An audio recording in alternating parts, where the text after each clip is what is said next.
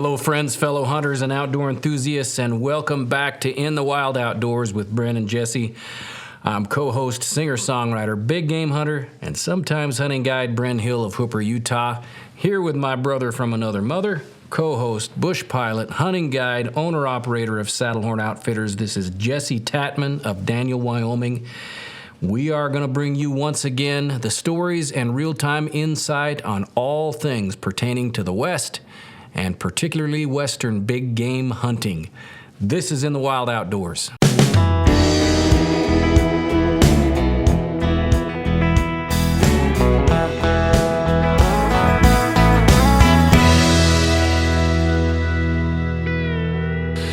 Brother, you've arranged for the guest, and this is a special guest, a guy that we think a whole lot of, and you guys have a lot of history together, so I'm going to let you introduce our guest today. Yeah, so our guest is Gary Wilson.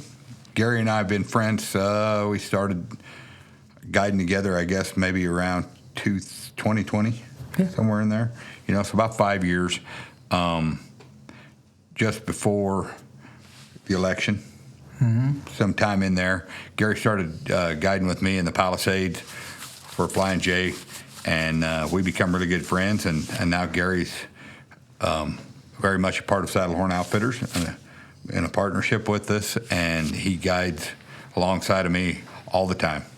And we've had a lot of adventures together. Gary? It's great to be here. Thanks, guys, for the invite. Thanks and for coming. Yeah, it's been too many nights on the trail, I'd say. You got to limit those. Yeah. Do some day riding would be good. Yeah. Gary and I do a lot of night riding because that's when the work gets done. Yeah. The hunters we guide hunters all day, and then when we have to do the packing, it's at night. Yep. But we have a lot of fun doing that, though. It is. A lot of camaraderie between us at night. So, Gary, what are some of the early hunting memories that you have growing up, and when did you start hunting?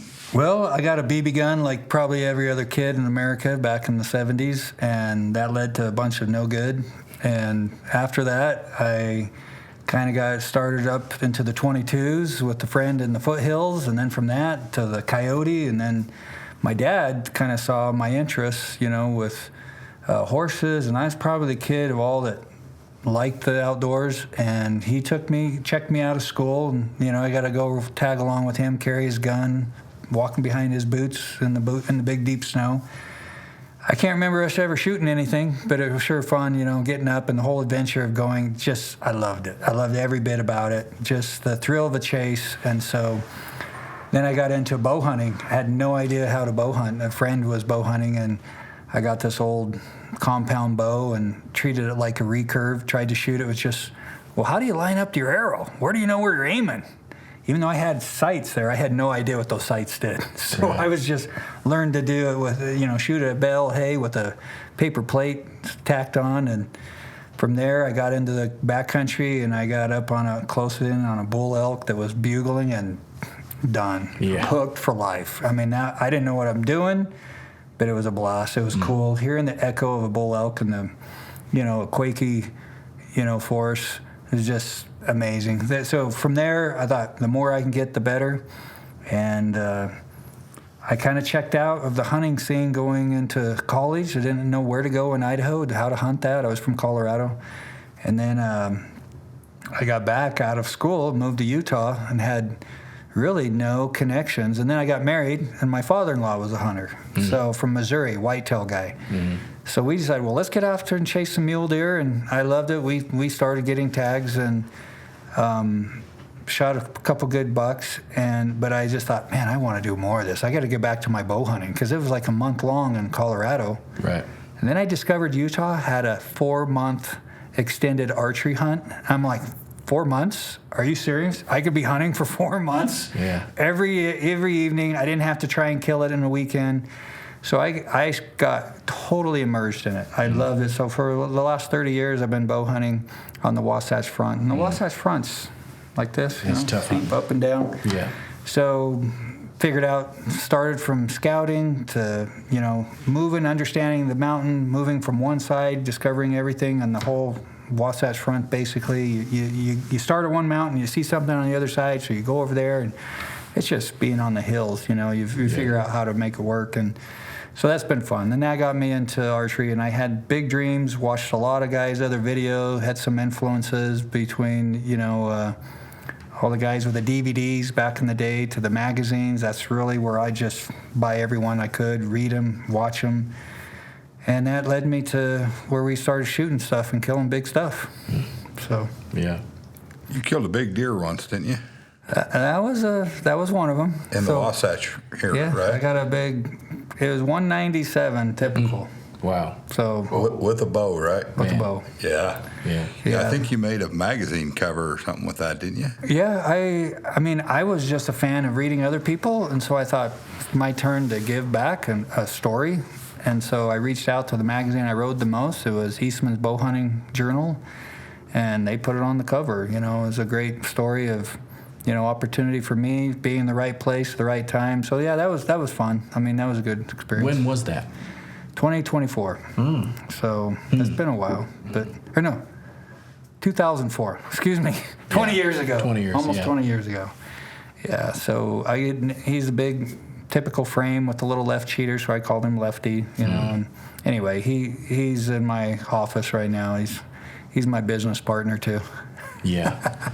We talk a lot about, locating one, as a trophy hunter, you locate one critter and you dedicate your time and effort. Is that how that went down?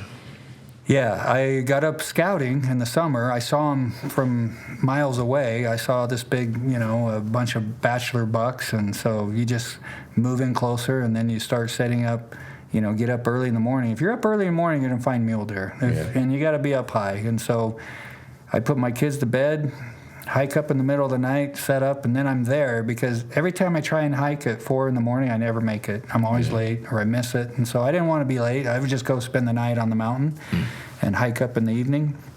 It's way cooler, and then you're not tired. You get a little recovery time. And you got all this, walking in the middle of the night. You're early in the evening, you're going to make it on time and take your time, and you're not rushed. And so I did a lot of that. And that's how I just one hill to another, follow them. And it led to this big buck. And, I went up opening day, and you take care of business. So it was great. Wow. Yeah. That's a cool story. Yeah. It's a big feat. He's nice. It's a big feat with a bow. Yeah. I know, because my largest mule deer I've ever killed was 213, and it was with a bow in Nevada. Nice. So, and it's a serious deal. There was a lot of blown stalks.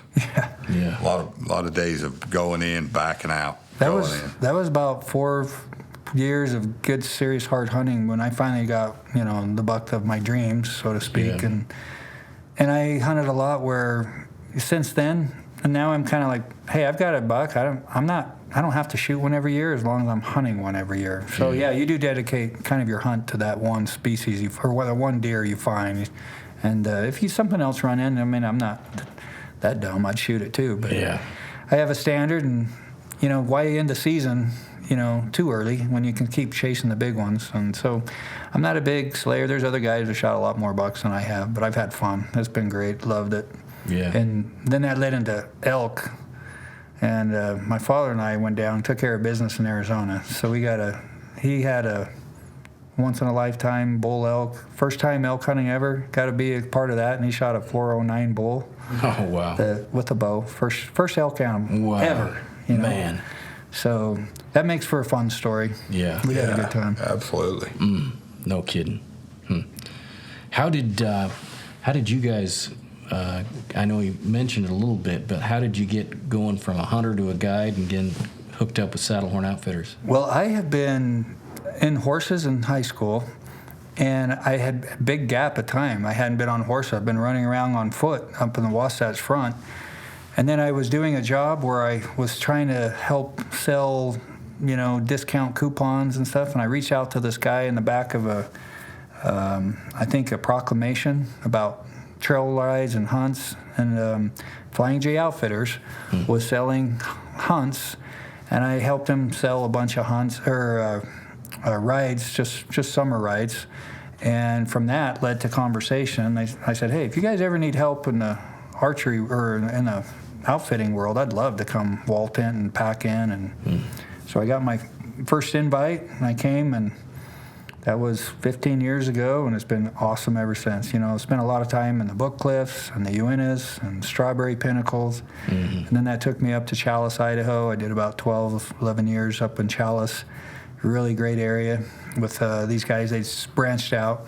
And then Flying J Outfitter also had some this unit in 66 in the Palisades, and that's where Jesse and I met. She asked me to come and guide, and I met Jesse, and Jesse was the lead guide on that at that year before you bought her out, I believe. And so that's where I met Jesse about 5 years ago. And it's been great since. Yeah. He's one of a kind. He's definitely one of a kind. No doubt about that. So yeah. He knows some one of a kind people too. So. Where do you think your favorite area you've hunted? You know, because you've been in Arizona, you've been Utah. You know, of course we're all born and raised Utah guys, so we're partially Utah. But you know, country, because I've never hunted in the Frank Church. You have, you know. I think maybe you have, right? But I have never even been there. You know. Yeah, the Frank Church is vast. We had a road 22 miles that led into a lookout point, so we got to service all the draws off of the road, park, and then you got miles of tapped stuff. But a lot of locals will go there, so we had a lot of public in that area.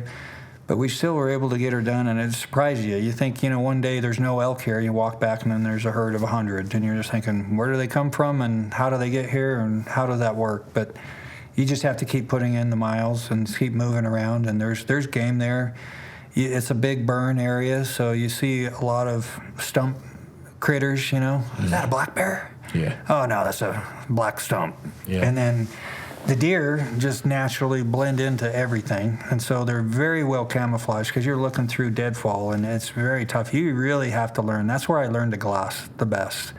On a tripod with about 15 power glass. That was the best setup. And so from there, you have to have still. If you got any binoculars, you're just shaking too much. You got to get it on a isolated tripod and look through something. And when you're staring forever, you can't do the one eye squint, all day. And so I learned binoculars were a better piece of glass for that, and it's just a steady movement. And then you're just looking for that little flutter of a tail or a little twitch of an ear, small stuff, because they're sitting, I didn't even see it. And then when you see that one, all of a sudden it gets up, and then like four more are sitting right by it, and you hadn't seen them forever. So it really trained me to have a better eye for in that country. It's so vast, so big. You're looking over just huge basins and bowls everywhere. Where in the Wasatch Front, everything's condensed, really small, into a really small area surrounded by freeways, surrounded by hikers. So it's condensed. So I can go out on the Wasatch Front and see an animal every time I go out. I know where to go, kind of where to look, and after years of spending time there. But this big country, you can go a day or two and not see anything. Yeah. And you're like, well, this isn't very fun. This is just a lot of glassing and nothing. But then all of a sudden, boom, you see it, and like, oh, there's a big monster buck, or there's a big bull, and so it makes it fun. Yeah, and sometimes those black stumps get up and start crawling too. Yeah. Sometimes they really are bears. Yeah. No kidding. You got to double check and pull out the scope, pull it in closer for sure. Yeah. Gary, those of us that know you and love you have watched from the sidelines the last 4 years, particularly since 5 years, I guess, since January 6, 2021. You're as good a guy as we know. It's been hard for us. I can't imagine what it's been like for you and your wife and your family.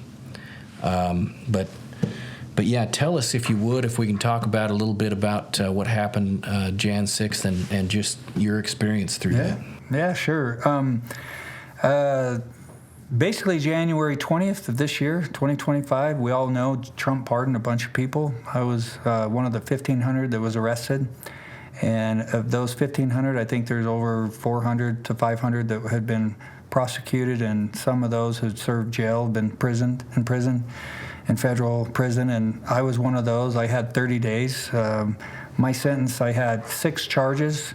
I was given a bench trial, and my bench trial they reduced it down to 2 charges. But prior to that, I had 11 counts. I was staring at 40 years combined of charges, from 4 trespass different charges to a felony, the big one that was 20 years. and then another theft of a hood mask that I picked up and moved. But they settled after court that I had acquitted. Now, of all the people that went that day, and I'll tell you, about why we went that day, but it's interesting to know that charge was reduced to I got acquitted. Out of 1,500, I've only heard of 2. Now, there may be more. We don't hear these stories. Yeah. And what I've searched online, the only 2 I could find were, earlier, and then I was the 3rd one that I'm aware of that got acquitted. But they kind of buried that acquittal in the news. Even when I read my case, it said my 2 co-defendants were guilty of felony charges, and they said 2 Utahns, so they kind of labeled me as a Utah, were charged with felony and misdemeanor. So it assumes that everybody got a misdemeanor and felony when I didn't. I was actually acquitted during my court date, but that doesn't really surface. So this is kind of the summary of the whole 3-year process. So what kind of led us there is just feeling like, hey, there's people that need to stand up. President Trump had asked people at the end of his election in 2020 that, hey, I'm not sure if we're getting sick. Just come and help present. Those people of favor, come. Yeah. And I had never heard Trump say come to the American public. And I had heard that in December, and I booked a plane ticket that moment. I heard the call out to come. Yeah. And so I said, sure, and you rewind the series of events, and it started right before the election of 2016. Yeah. We had all the chaos that happened in Benghazi. An ambassador was killed. There was email scandal of Secretary Clinton at that time. And then there was the Hunter Biden laptop case and the impeachment and the Russian collusion. So all these things just kind of were all taken just by President Trump. And I think he had a lot of closet supporters. Not a lot of people wanted to come out. They weren't sure where he stood and how he was going to fare. And so not a supporter. I favored him from the get-go, but really didn't have any reason. But watching 4 years, and then the riot of love, and then the, that summer of love, they call it, and then the COVID, and then when they saw the elections, there was a pretty overwhelming support, and things just didn't jive. So I thought, hey, the least I can go is go be a present at this. So we go to the elections, and the next thing you know, you're walking down. There's 2 settings. Everybody started at the Capitol or at the White House. It's kind of off. There's a park called the Eclipse Park. It's by the White Pillar Monument. Yeah. Everybody starts there, and everybody walks down and say, hey, let's go to the Capitol. That's for protest. You're walking the streets in a big group of people. Mm-hmm. So when we get to the Capitol, it was an event that was supposed to be permitted. But when we got there, there was just like chaos already happening. When I showed up, the whole lawn was full of people. It just seemed like a sea of people. All the sea back from the other event had moved now. Now we're in a tight pack, watching what's going on? What's going on up there? And all you can hear is a roar of people, and you're hearing flashbangs. And all of a sudden, the flashbangs come and blow up right by you. And then all of a sudden, tear gas is right by you. And then all of a sudden, there's a push from the back, and there's a guy shoving you with a riot policeman trying to work his way through the crowd to get on the other side to support the bicycle policeman. Now, I'm a fan of all of our blue, the bicycle cops, the rioters, but it's just all of a sudden I'm in this middle of this chaos. Like, why is this guy shoving me in the back? Am I not supposed to be here? Yeah. And they're saying, move, move. And we have videotape in my court case. The guys are all wearing a video recorder, and it shows them starting in their car. They turn it on, and they walk through. And so for the next hour, I have videotape in my possession from my court case that shows about 4 of these guys. And it's pretty obvious what happens, how it seems as if, why did their leader of this group of 20 riot policemen go straight through the back of a hostile group of people, protesters, to go support the guys in the front? I don't know. But that seemed a little fishy to me. Like, isn't that kind of a triggering of sorts? If you got smacked in the back with a baton, you're standing there looking for it, and all of a sudden, oh, get out of the way. What would you do? Say, hey, it triggered a lot of people. And were these Capitol Police? I think so. Yeah, they're dressed in the Capitol, shields, and everybody's like, okay, yeah. And so you'll see in my video from me, I just kind of stood aside, but one of my co-defendants grabbed a baton, and next thing I know, there's like a mosh pit going on with the protesters and the police, because they actually kind of got a lot of people pissed off, shoving them out of the way, and they're like, "Hey, no, we're not being suppressed anymore. This is it. We're protesting this. We got a right to be here, and you're telling us no." And so it went really bad, really quick in that setting. It's just I'm from me to you to all this mosh pit coming, and that's why I didn't get a felony. They saw that I wasn't an agitator in that moment. But I saw next everybody pushing back in a circle, and they kind of USA, and what can you do to tell a policeman who's coming to tell you to move? And you're like, well, we're here. We're going to be in this space. We want to be present. We want to be our voices heard. We just want to shout and yell USA, is what the feeling was. And then all of a sudden, everybody kind of lets them part. And finally, one of the leader officers, let's go, and they walk through us, go into the police, and then all of a sudden tear gas came right where we were at. So if you're getting tear gas, the goal is not to be, scattered, but no, we're not going to be moving because of tear gas. You have a choice in that moment. Are you going to stand for what you believe? And I think I heard a CIA guy say, after all these years of going back and watching all this, the number one most predictable person is a conservative Christian. I kind of checked 2 boxes for me, and the rest of probably all the people that are in there, and I don't know if all of them, but they're very predictable. They would probably knew how we would respond. I don't know. Now we're talking conspiracy stuff, but just what I witnessed personally, everybody moved forward when the flashbangs came and the tear gas. They wanted to just move up, and all of a sudden there's people yelling, "Let's go forward!" And you're just like, "Let's go!" So. Sure, I'm here to make a statement. And so the stairs were open. People went up the stairs and then stalled. We got too packed. We're going up on the left side of the stairway, and all of a sudden we're congested again. This is of the actual Capitol. We're tucking in, trying to breathe the tear gas. So we go up, and now we're in that moment, and everybody can't move, and tear gas came a second time, and now everybody moved again, went up. Now we're on the upper plaza, and there was a whole line of police officers. We came in, and it seemed like there was a wall. We couldn't go through a building. It's non-passable. There's a 30-foot drop with a wall. The stairway we just came from, and then there's police in front of us, and they all were donning a mask with a canister. And so, I thought, okay, how do we get out of there? I just got tear gas twice. I'm trying to run from tear gas. Where do I run from here? If they tear gas, they're going to... So I kind of purposely went up these stairs. Now I could look all the way down, and I could see the whole crazy amount of people down on the grass level. And I'm looking forward, and I see the line of policemen. And I'm up, and I kind of get myself positioned. I'm right in line. I'm looking right down the line of these policemen and the riders, and I'm just seeing what's happening, watching the crowd. And then all of a sudden, in unison, all these police officers backed up about 5-10 steps, or just seemed to back up, give some space. And I'm right in line with the rotunda, and there's a set of doors. All of a sudden, some guy from the inside comes out, and then another one, and they were protesters.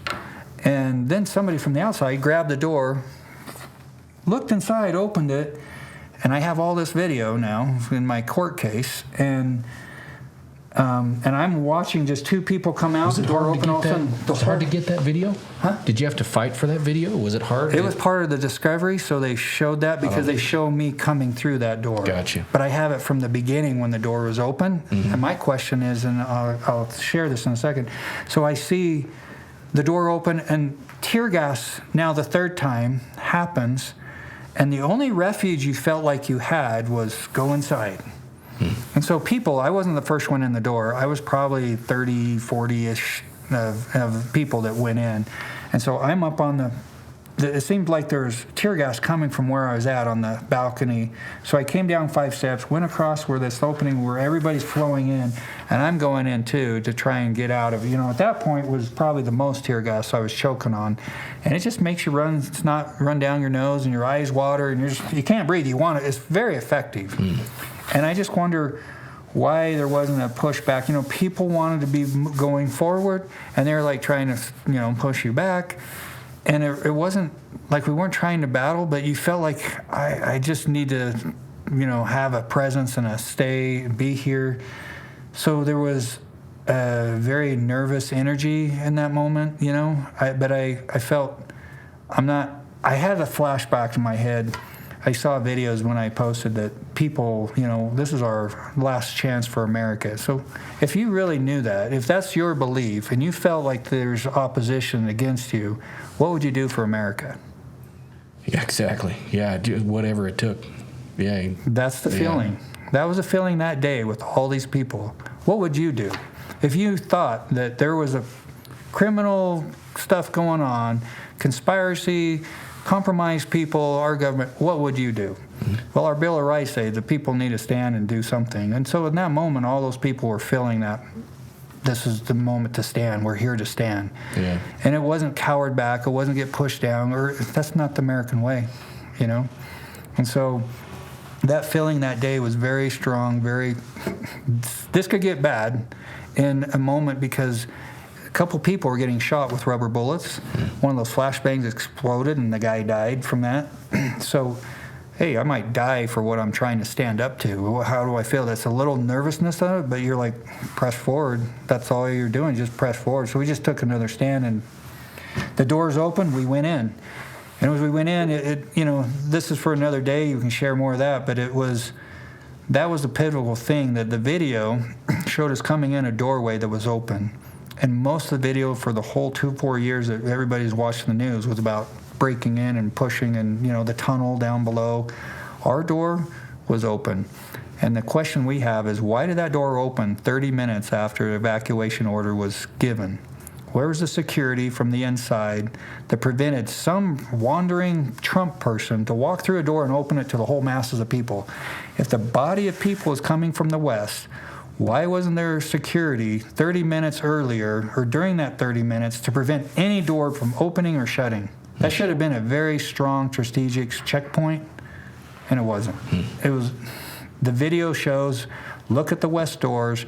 You have cameras on the ceiling showing one set of doors, showing the floor. They'll show the policeman who let us walk by. In fact, we go through one set of doors, we get to the second set of doors, and the doors had shut because people were coming in, going out, and the door was shut. The judge had to ask, is that his arm? Who's that person? And from the inside, you see an arm go up to the stained glass, pushing the door open, and it's a police officer as we walk through the doors.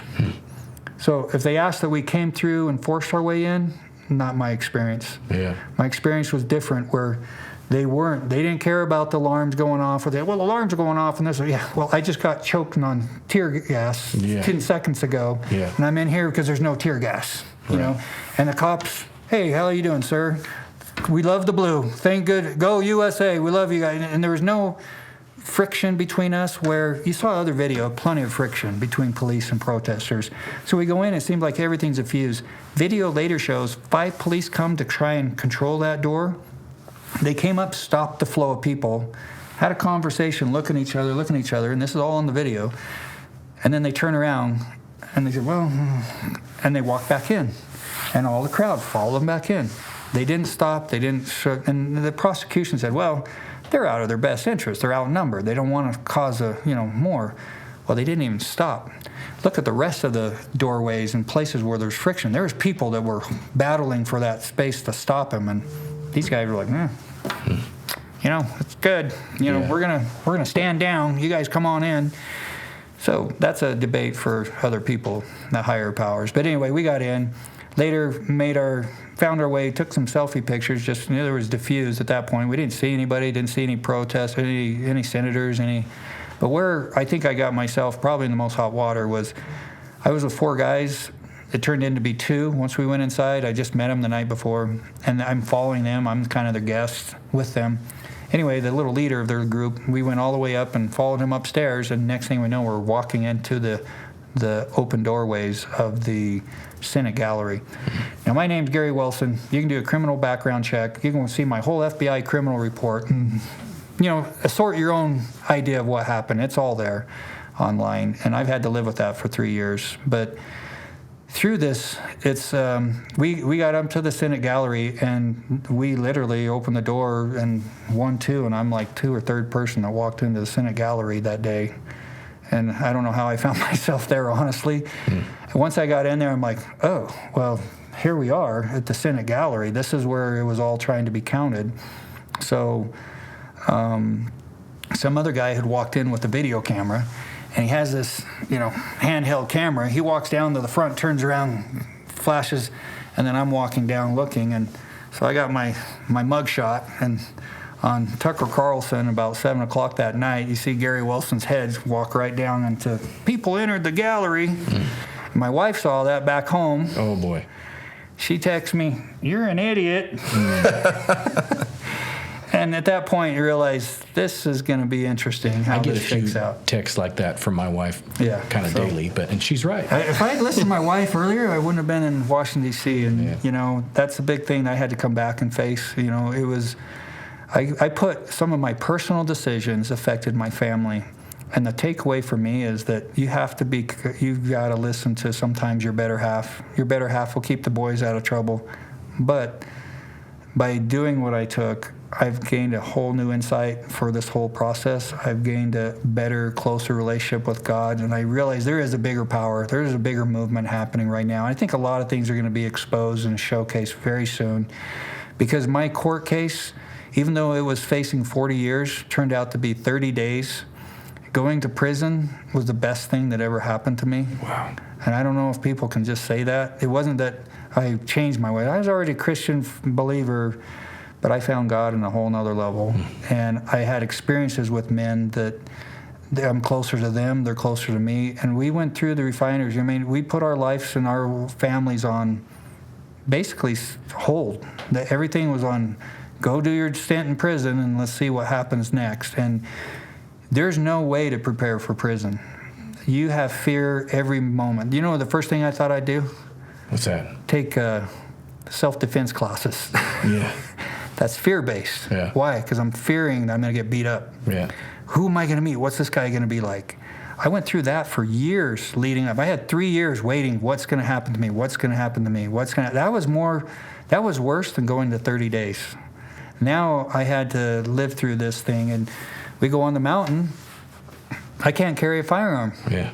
And we're running around. Jesse's getting mauled by grizzly bears or chased by grizzly bears. Not mauled, but yeah. You had a couple grizzly bear stories, and I'm over there. Jesse, can I borrow some bear spray? Yeah, they. And that was the year before I was up there, and they had put somebody at the camp to kind of watch over you, which I thought was extremely excessive. Oh yeah. Yeah. We had our visitors. We didn't know where these visitors came from. They were just an oddball couple, right? Yeah, we had lots of stuff, and I had to write letters and talk to probation officers, and and then they didn't want him carrying bear spray. He couldn't have anything, and I explained to him, look, if you want him to show up in court, you probably ought to let him have some bear spray. Yeah, right. Because we're in some untamed country, and so then that was okay, but you had to check the bear spray out, and then you had to check it back in, but we got through all that, and yes, they had, there was just the pre-trial conditions. I had to remove firearms. I had to check in anytime I went out of state. I had to check in every month on the first of the month with the parole, and any travel I had to ask permission to travel. So my business world, I raise funds for real estate, and how do you tell somebody, do you want the guy to Google my name later and figure it out himself, or do I tell him up front? Wow. So I told everybody up front, hey, before we go into business, you need to know this. And some people, hallelujah, and other people are like, I'll get back to you. Let me check in on that, and I'll let you know what we think. Let me get back to you in a few weeks, and that was a no. And then they went off, and then I had some big transactions, some stuff that at the last minute they said, we just can't do this because you've got a felony charge, and so it's affected my life tremendously, you know. And however, through adversity we grow, and the takeaway from all this, we got to talk about prison a little bit, right? We should talk a little bit more. Prison for me, going up, was that fear-based thing, but the day you walk in is probably the worst. So imagine yourself, if you were going to go to prison, what would you be thinking of that first day you're going in, what your night situation would be? Like, if you're going to go sleep in a prison cell for the first night, tell me what you'd hope would be your experience. I hope I'm alone in a lock cell. Yeah. Me too. Yeah. Well, so you check into prison, and they give you clothes. Instead of everybody's wearing one color, they give you the opposite color. It's like a rust color sweatpants and a T-shirt. So now you're checked in, and most of the time they have 3 to 5, 20 people checked in. They're transporting in from other prisons. Here's where you're going to stay for your, prison term. And most prison terms were about 8-year average. They're mostly drug trafficking was the majority. The rest, I had murders, I had armed robberies, I had domestic everything. Child molesters are there, the pedophiles, all this kind of stuff. And so I'm federal prison. It's the real deal. It's not prison camp. My wife thought, oh, you're going to be good. You're going to go and you're going to get 30 days of, prison camp. You'll be able to go work, join a work crew. You go mow the lawn or something. No. Yeah. I'm going to prison, and that's what they told me. The lady said, this is prison, so just be ready, and you need to watch your bills, your P's and Q's, And so I'm like... Let me ask you, when you got there, was there guys, I guess inmates that were there for January 6th that had been there longer already? There was a guy named Pat Borns. He's my best little buddy now, my brother from another mother, like you two.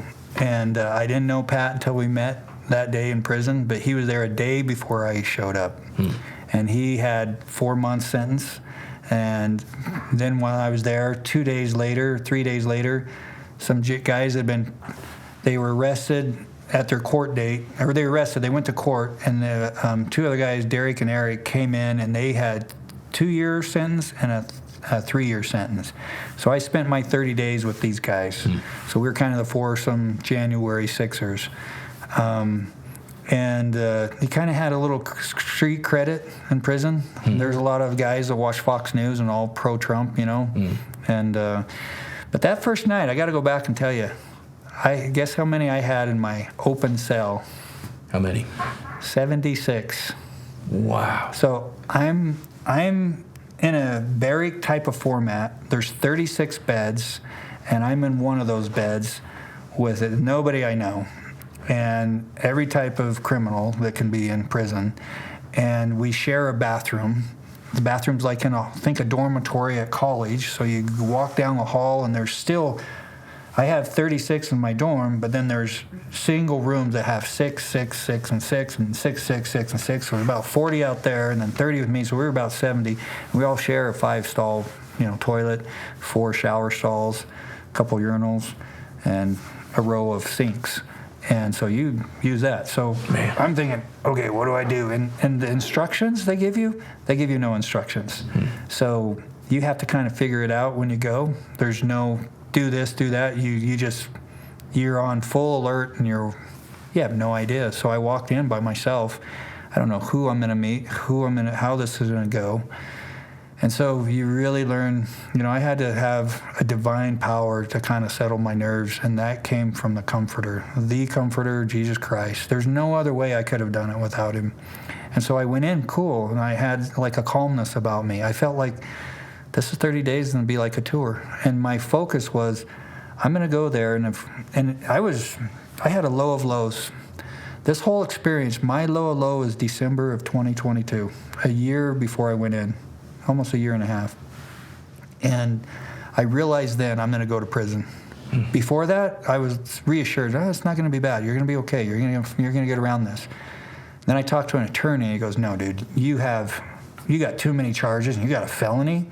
You know how many people go to prison? If they're 95 to 98% guilty on federal charges, there's no getting out of this. You're probably going to go. You're going to be charged on this. So I just took a big, what? My reality of maybe getting out of this was like, you better start planning how to deal with this. And so at that moment is when I had to turn to, I was at the bottom of, like anybody that finds himself in the bottom of life. And a lot of bad thoughts went through my head, honestly. A lot of bad thoughts that, how to make it easier, how to do it. And that's a mental illness that people challenge, whatever they face that challenge. But in my room, across from where I sit, my son went on a church mission, and he was just leaving. He put a picture of Jesus Christ on my wall. That picture got me out of my hole. That picture, I connected with eyeballs, and I looked across from him, and I was like, what do I do? You know, we find ourselves in life all the time. What do I do? And he and I had a little personal conversation, and I just thought, well, help me. Help me get through this, because I don't know what to do. How am I going to fend for my wife? How am my wife going to pay for this? We're going to lose our home. We're going to have all this. 2 years is too long to make it. You know, she's going to have to live with her mom or move out, or everything we know is disrupted. And I finally just said, if I'm going to prison, I'll just be the best missionary I can for you. Your will, Lord, whatever it is, I'm gonna follow you. I openly admitted to everything I had done. I wasn't trying to fight it. I realized my biggest the biggest hurdle I actually did that day was trespass. You know, I went to a restricted area. Eventually, they got me for a 30-day bag that I picked up, moved, set it down. But they kind of gave me a deal. Hey, we'll go to 2 big counts. They got me off on the felony, so I only had 1 more charge. They had to give me something, and honestly, I felt I deserved it because I crossed that line. I was willing to cross that line because of the greater consequence of our country, and at all costs. You know, that was the deal I signed up for. And going to prison, I'd do it for God. I'd do it for our country, no problem. And if those people don't feel the same with me, then I was willing to take that sacrifice. But it was hard because it affected my wife that didn't have the same opinion. So that was really rough. It was rough for me to deal with that. But finally, she realized after seeing the small little miracles that came, she in her heart was comforted. I was comforted. We started formulating a game plan, how to deal with that, how we'd survive. She thought, maybe I can move in, rent the house. So we just, okay, it's the Lord's will. We're going to do it. And from that, I think we all have to have our moment. I call it the Abrahamic moment. We all have to be willing to sacrifice. Just like God did his son, just like Abraham did for Isaac, we are going to find ourselves in the adversary's role. And at some point, we have to give our will to God. And when we give our will to God, he's willing to give us all of his blessings of peace, of strength, and comfort. And that's what I gained. So now that I've gone through this, yes, Trump's pardon is amazing. That's wonderful. But if I had been pardoned and hadn't been through that pressure cooker of life, I wouldn't be what I've gained. I wouldn't have gained what I've gained so far. So I'm content. I'm happy. I'm stronger. And I call it, and I'll end on this, forged in faith. You know, we go through heat. We go through a lot of trials. We go through a lot of, adversity in our life. But if you turn to God in faith, he can make you stronger. And that's what I picked and took away from this. So for that, I'm grateful. It's been a terrible, ugly road. But man, it's been the best thing that could have happened to me. How do you feel about your country today? I love it. It's a beautiful country that everyone has to equal say. They get to express themselves. And I admire, I have a brother who doesn't see eye to eye with me in politics, and that's okay. I've learned now it doesn't matter. That's what our country's built on, is difference of opinion. That's why we have legislatures to go and change the laws that are in place, because they're not quite where they need to be. They need to massage them. There's always a massage, one way or the other, with our times and our challenges. The Founding Fathers were great, and they had this, but today we need to be active. Today we need to stand for our morals. And so the persecution that's happened with those who get, that's part of suck it up, learn from God. God's going to sustain you if it's unfair and unjust. And my prison brothers and I who were in there prayed and had some great, great conversations. And those men are stallion warriors of their heart.